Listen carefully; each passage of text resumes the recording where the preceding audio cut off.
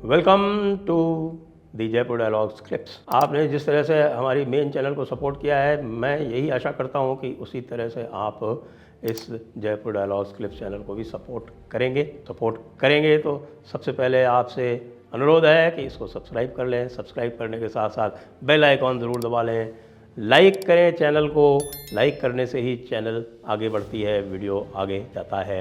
और इसको अपने दोस्तों के साथ, अपने परिजनों के साथ, सबके साथ शेयर करें। और बिल्कुल ना भूलें कि आपकी सहायता से ही ये क्लिप्स की चैनल आगे बढ़ेगी। Enjoy the. तो it's not a big deal, we can manage that, we can handle. खतरा दूसरा है। जी, खतरा दूसरा है। खतरा अब एक लिहाज से ये है कि देखिए, सो इन द शॉर्ट टर्म तो हमारे लिए अच्छा टाइम है, जो हमारे को टाइम देता है रिलैक्स करने का नहीं, लेकिन प्रिपेयर करने का अपने लिए बेटर, क्योंकि मीडियम से लॉन्ग टर्म में आपके लिए बहुत ज्यादा मुसीबतें शुरू शायद हो जाएंगी। और उस सो इन द शॉर्ट टर्म ये है कि पाकिस्तान अपने मामलों में फंसा हुआ है, फंसा रहे। पाकिस्तान की अर्थव्यवस्था चरमराई हुई है, चरमराई रहे। पाकिस्तान के अंदर एक एक एक तरीके का अफरा तफरी का माहौल है, वो रहे, बहुत अच्छा है हमारे लिए। पाकिस्तान अफगानिस्तान के बीच में एक एक एक ये रहे, क्लैश रहे, बहुत अच्छा है हमारे लिए। पाकिस्तान ईरान के रिश्ते बिगड़ते रहे, बहुत अच्छा है। तो all of this is very good. It यही चीज है जो हमारे को एक ब्रीदिंग स्पेस देती है। लेकिन ये चीज जो है वहां पर इंडेफिनेटली नहीं रहेगी। कुछ ना कुछ समथिंग, जैसे बोलते, something will have to give. अब एज ऑफ नाउ, कल को आप फिर बोलेंगे आपने तो ये बोला था, तो इसलिए मैं एज नहीं कर देता हूँ, ठीक है ना।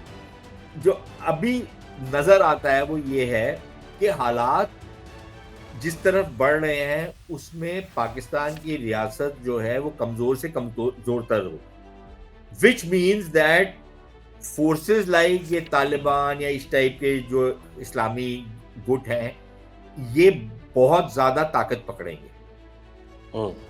और हालात जो है, और जब अभी तो इनके हमारे साथ कोई प्रॉब्लम नहीं है, बिकॉज जो हमको सुनने में मिल रहा है वो ये है कि अफगानिस्तान के अंदर भारत के खिलाफ कोई कार्रवाई नहीं, और उनका सारा का सारा फोकस पाकिस्तान के ऊपर है, क्योंकि वो मानते हैं कि हमारा एरिया है जो पंजाबियों के कब्जे में। तो लेकिन कल को यही जो वहां पर आग लगी हुई है, ये हमारी सरहद पे आई।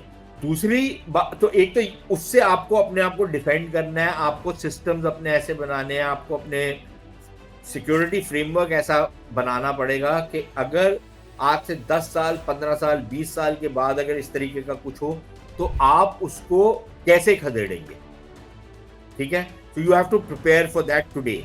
तो ये ब्रीदिंग टाइम आपको जो मिला उसके लिए आप यूज कर सकते हैं। दूसरा जो खौफ है, जो बहुत लोग अब अक्सर बातें करते हैं कि अगर हालात बहुत ज्यादा खराब हो जाते हैं और अर्थव्यवस्था जो है वो बिल्कुल ही बैठ जाती है, भूखमरी हो जाती है, तमाम जो लॉ एंड ऑर्डर बिल्कुल ब्रेक डाउन कर जाता है, एक वर्स्ट केस सिनारियो में लेकर के चल रहा हूं अभी, जो जो इतना इम्पॉसिबल भी नहीं है। अगर ये सब कुछ होता है तो फिर एक जो खतरा है वो ये है कि एक लार्ज स्केल अगर एक पलायन होता है आपकी तरफ, जो आज आप अमेरिका में देख रहे हैं कि hundreds of thousands of people are streaming into America, तो आप क्या करेंगे? आप ना, लेकिन उनकी तो ओपन बॉर्डर पॉलिसी है। नहीं, वो ओपन बॉर्डर तो कब हुई? ओपन बॉर्डर आज से 10 साल पहले तो नहीं थी ओपन बॉर्डर। अच्छा, ये तो वो तो डेमोक्रेट्स का अपना वो है। अब तो भाई को मान लीजिए जिसका ये भी है, सिचुएशन हो सकती है कि कांग्रेस की सरकार बात आए और हमारे यहाँ पर कांग्रेस भी की तो सरकार कहे कि हमको केवल मुसलमान ही वोट देंगे, इसलिए हमको संजय मुसलमान जी, इंपोर्ट करने हैं। हाँ, तो संजय जी तो ईस्टर्न साइड पे आपने क्या किया 1970 और 80 के दशक में? आपने क्या किया ईस्टर्न साइड? यही हुआ था। हाँ, तो फिर तो आपको क्या लगता है कि ये वेस्टर्न साइड में नहीं हो जाएगा? अब बहुत सारी चीजें हैं जो मैं अगर ओपनली बोलूंगा कोई फिजूल में केस वेस ठोक देगा, इसलिए मैं ओपनली बोल नहीं सकता। नहीं नहीं नहीं, आप हमारे यहाँ केस ठोकते तो जिम्मेदारी हमारी होती है, टेक केयर नहीं, कर लेते आपकी हैं, नहीं बोलिए होती, बोलिए। मेरे को पेशियां तो मेरे को भरनी पड़ेंगी, तो मेरे को कोई इंटरेस्ट नहीं है। लेकिन अगर आप हाँ, से 1:1 में मैं आपको बता दूंगा बहुत सारी आपके पंजाब में ऐसे लोग हैं, पार्टियां हैं जो वेलकम करेंगी, जो सडनली अपने गुरुओं की जो नसीहतें थी वो भूल करके अपने आप को इस्लाम के साथ जोड़ रहे हैं सिख।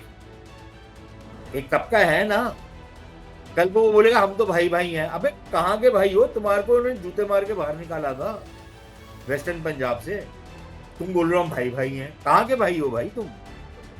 तुमने पढ़ा ही नहीं, तुम्हारे गुरुओं ने क्या बोला तुम्हारे को। बट एक वो है, और भी कुछ पार्टीज हैं तो उन्होंने तो गुरुओं की किताबें ही बदल दी। हाँ, वो किताबें ही बदल दी उन्होंने अपनी, तो इनका क्या बोला जाए, ठीक है ना। और भी इस तरीके के लोग हैं। तो कल को अगर आपके यहाँ पर एक ऐसी सरकार होती है जो इस चीज को अलाउ करेगी, तो फिर तो आपके लिए आपकी भी ओपन बॉर्डर पॉलिसी हो जाएगी। उसमें आप क्या बोलोगे? बिकॉज आपके यहाँ पर और आपके भी बहुत सारे अनुयायी जो हैं वो अखंड भारत की बातें करते हैं, तो आपको मिल जाएगा अखंड भारत अपना। मेरे अनुयायी नहीं है, देखिए आप जो है वो कांग्रेसी वाले हैं कि क्या वाले हैं। एक तो कांग्रेस वाले जो है मुझ हमको बदनाम कर रहे हैं, और आप जो है वो दूसरों को हमारे अनुयायी बता रहे हैं। अरे संघ में भी तो बहुत लोग बात करते हैं, ठीक है, एक फ्रिंज एलिमेंट है, लेकिन एलिमेंट तो है ना। अभी आप देखना आपके यहाँ पर कमेंट्स में आएगा कि आप अखंड भारत के खिलाफ हैं, तो कर लो ना, आपका हो जाएगा अखंड भारत, फिर संभाल लेना उनको भाई। हमने तो देखिए, हमने तो कभी अखंड भारत की बात नहीं की।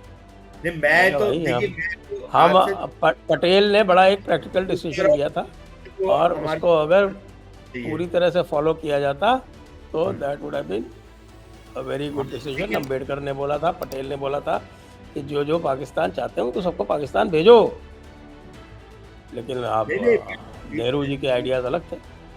बाबू, the issue is something else. The issue which I am trying to say to you is, which I'm flagging, may or may not happen। लेकिन जो मैं फ्लैग कर रहा हूँ ये है कि देखिए, एक वो वाला तबका है जिसके बारे में मैंने बोला आपको कि हम तो एक ही हैं। दूसरा एक तबका वो भी है जो बोलता है जी अखंड भारत होना चाहिए। भाई एक वो है ना, तबका तो है। मजा आया। अब क्या होगा यहाँ पर, या 10 साल के बाद क्या होगा, we don't know, we can't look, I am not a सूटसेयर।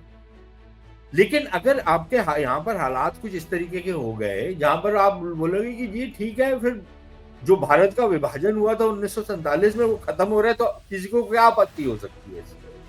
अब उसका इम्पैक्ट क्या होगा, उसके रेपरकशंस क्या होंगे, ये तो ऑब्वियसली लोगों ने सोचा नहीं है। तो एक आइडियोलॉजी को भी एक पर्सपेक्टिव में लेकर के चलना चाहिए ना। आइडियोलॉजी को आप ऐसे ही फैलाते रहो और तो फिर वही अहमकों में की जन्नत में रहने वाली बात हो जाती है, और क्या होता है। Here I am, Osama! So my point is कि वो हमारे लिए एक बहुत बड़ा खतरा है। That is what we need to protect ourselves against। और उसके लिए आपको दो डायरेक्शंस में काम करना पड़ेगा। एक मानसिकता के लेवल पे कि how do you disabuse yourself of these woke notions.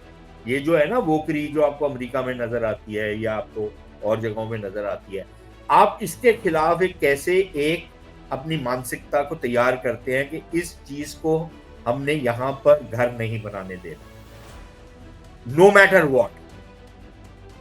ठीक है, एक तो ये। दूसरा ये कि आपने अपने जो सुरक्षा के इंतजामात हैं उसमें आपको क्या क्या चीजों की जरूरत पड़ेगी, क्या क्या आपको टेक्नोलॉजीज लेकर आनी पड़ेंगी। कुछ टेक्नोलॉजीज जो ऑलरेडी अवेलेबल हैं, कुछ जो आगे चल के बनेंगी।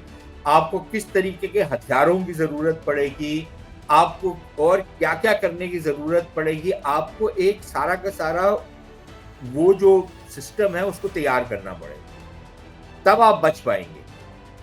नहीं तो आप चले जाएं गुप्तास के पीरियड में, चले जाएं जब वहां से इन्वेजन आ रही थी, 100-150 साल आपने रोक के रखा। उसके बाद आई एम फॉरगेटिंग, मेरी हिस्ट्री आजकल थोड़ी कमजोर हो गई है, लेकिन उसके बाद they all started walking in.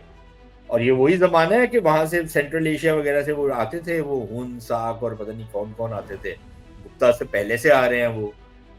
तो आप 100 साल, हम 5000 की साल की हिस्ट्री है हमारे यहाँ पर, तो हिस्ट्री हम पिछले 5 साल की भूल जाते हैं। हम तो बंगाल में भूल गए क्या हुआ।